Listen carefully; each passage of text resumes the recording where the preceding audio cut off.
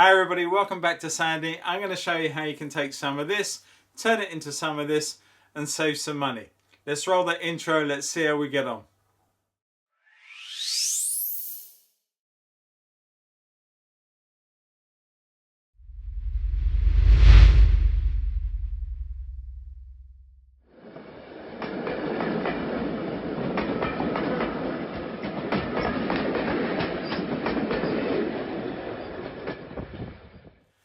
Okay, welcome back. As I said at the start, I'm going to show you how you can take a whole load of this sort of stuff and turn it into some of this sort of stuff.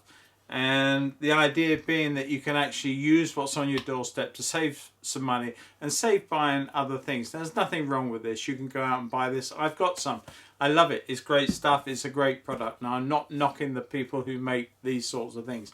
But if you've got a lot to do, then it can get quite expensive. So I just thought I would put this little video together and show you what you can find on your doorstep and bring it in, dry it out and make some of your own scenic materials without putting your hands in your pocket and costing you a little fortune. So without further ado, let's get on with the video, and I hope you get something from it. And if you do, as I always say, like the channel, you know, click that subscribe button and put your comments in. I'll always answer them. So let's carry on. Take care everybody, catch you all in the next one. Bye bye. Hi everybody and welcome back to Sandling. Today it's a little bit of a mess on this top, unfortunately. As you can see, a little bit of my blue pea today at Sandling Junction. Now before I go any further, why is all this on the table? Well, there is a good reason for it. I have got a very large layout to build over the next few years and a lot of scenics to go on, and when I consider how much I've actually spent on just the hardware, much less anything else for this layout, the thought of spending tons and tons and tons on different scenic products sort of quite worrying really. And you know, there's nothing wrong with these are things like blended turf from Woodland Scenics, and they do a whole raft of different products and they're all excellent products. There's no two ways about it. I'm not knocking them at all. They are really good products, and they're not the only company. Also, there are many other companies that are doing this sort of thing, and each and every one of them have got something to offer, and they're all good products. But if I consider how far this goes and how much I've yet to do in my big layout, I'm going to be buying loads of this stuff. And it's not cheap, unfortunately. So I have always been one to try and make something from nothing wherever possible. Now, I'm not a genius when it comes to making things out of sort of electronics, but I do have a creative mind, and I do have the ability to look at things like this and imagine what I might be able to do with them. So for the last year or so, I've been collecting bits of brush and scrap and stuff. But at the same time, the reason I'm doing this video now is I felt that it's a perfect time of year to start getting all this stuff. Now, all by a little bit of this, I actually collected in 10 minutes this morning. And it doesn't take much to find. And at this time of year, all of our overwintering plants have shed all they've been protected over the winter with their outer old stems and stuff, and you normally leave those in place on your plants so that the root connection is all protected from the frost. But come this time of year, when the weather's starting to warm up, then we're starting to clear some of that old debris, put it in our green bins, our wheelie bins for the local council to come along and collect. Nothing wrong with that at all. But when you consider what's out there in terms of old leaf material, a lot of this stuff here, this is all bits of old plants and fallen willow leaves. Nothing wrong with that. These are a bit of tall grasses that have come off of another plant. There are some longer plants of grasses here that I've picked up. And at the end of last year, we decided to get rid of an old lavender, and this, I got loads of this. I got a whole box full of this under the table. But these will make fantastic tree armatures in the future, and I'm really looking forward to getting that done. And there's so many trees I need to build for Sandling, and I like the idea of them not being on a prescribed plastic armature that you buy from a company and just sort of break it out and add something to it. This is so individual. None of these are the same as the next, and you can get very creative. There is something else. This here, this was a bit of a failure, I've got to admit. This is my attempt at growing my own sea foam. Now you can buy the seeds, they're not cheap, they're about £5 for a small packet, and this was a culmination of about 3 or 4 plants. It did not do very well.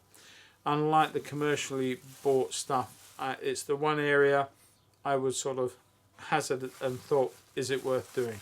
This, on the other hand, this is something different. These are roots, as you can see here, these tiny little roots. Now, these are from nettles. You pull up a nettle, you've got tons of fibrous roots with a nettle, and just save them. And they don't really dry out to being fragile, but they make great little bits of deadfall and bits out of rivers and streams that might be sort of coming through the bank and into the water. So those are well worth keeping hold of and looking for. Just break it up as small as you can, and we're going to thrash the heck out of it. Basically what we're going to do is we are going to make some of our own sort of flop, and that's what you end up with. Now what I first do is I've got my very fine stuff, and I pour that into a tea strainer like that. Let's get that all out of there. And I just want to save all the very fine particles. Now this is going to be a very light dirt scatter. It could be dry earth, it could be a bit of an embankment, or it could be merely a lighter hint on something that you can make darker. Now I'm going to put in over a bigger sieve with a larger wire, and this gives me all the stuff that wouldn't go through the first but will go through this one, and that will build me an intermediate amount of rubbish onto there. A couple of bits have gone through, and that's what's left. Now we've got 3 areas here that we can look at. We have very fine tilth, as it were.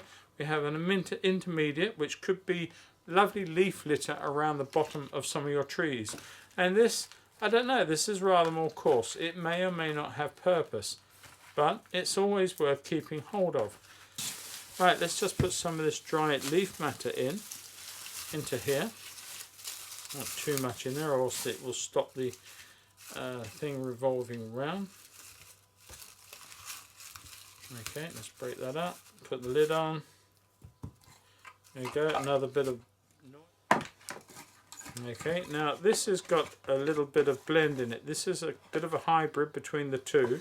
I shall carry on putting this in here. I shall pour this into this tea strainer again.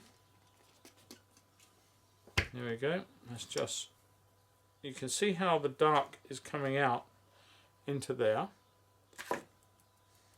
Very fine. The leaf really breaks down very nicely and gives you a very fine dirt tilth. But it soon builds up. And now I've got probably, there's a bundle here that took me a couple of grabs off the ground, but I assure you out the door here and around my front yard there is probably 2 or 3 barrow loads of this that I can just pick up, put it in there, store it somewhere to dry out completely, and then thrash through the lot of it and create some lovely dirt and textures. Now if you wanted a sort of greener blend, well, there are ways of doing that without actually going mad. You can still buy some of the green scatter from one of these companies, but instead of using the whole amount on your scenics in one go, you can actually put it with some of this stuff and blend the two together, making the purchase of the green product go much further. And I'm sure you can colour this up as well if you're a little bit careful on how you do it. Okay, probably not as successful as I had hoped. It's quite a tough product.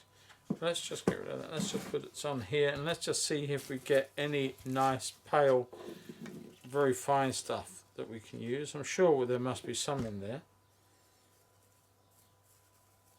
It's a little flaky, but it's not so bad.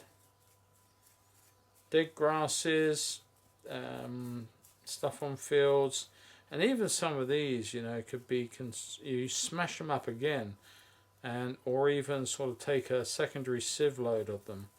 Will provide you with lots of little bits of dead grasses. That's another little colour that you can use to blend. That is just literally different leaves that I picked up. Actually, these leaves were the horse chestnut leaves that are dried at the end of the season, and I get loads of them up near my gallery in Hyde, all over the place. They just blow down in big piles, and I had half a sack of this. In fact, I still think I've got a load still to get through, but it makes a great litter, and you can put some of that to that, or you can put the darker, or whatever you want to do. Choose your leaves, choose your stock, and smash them up and create some great effects, flock and scatter wise. It's something I like exploring. On one last note, if you do like your bunches of grapes and you get a nice spray like that with the grapes on, then careful how you take the grapes off, because there are at least one, if not two, little trees there, and let that dry out, and that is very, very firm, and it will make a great armature for another tree. So worth bearing in mind. Alright people, it's not such a long video, and I'm sure you're glad of that, but hopefully I've given you one or two ideas that you might go out and grab a few bags of dried leaves and bits and pieces from the garden before it all goes in the composter, and all you need to do it is a couple of sieves and a coffee grinder, and make sure you don't nick your wife's sieves, that is. And yeah, just have some fun and see what you can create. I'm sure you can save yourself a few bob in the bargain. All the best, take care, happy modelling. Catch each and every one of you in the next video. Bye bye for now. Oh, before I go, thank you to all my subscribers. Appreciate that you're supporting the channel, and if you're not a subscriber and you do like some of the content that I put out, please consider subscribing. Click the bell icon, add a comment. I'll always answer them. I love reading them. Take care everybody. Bye bye for now. Bye.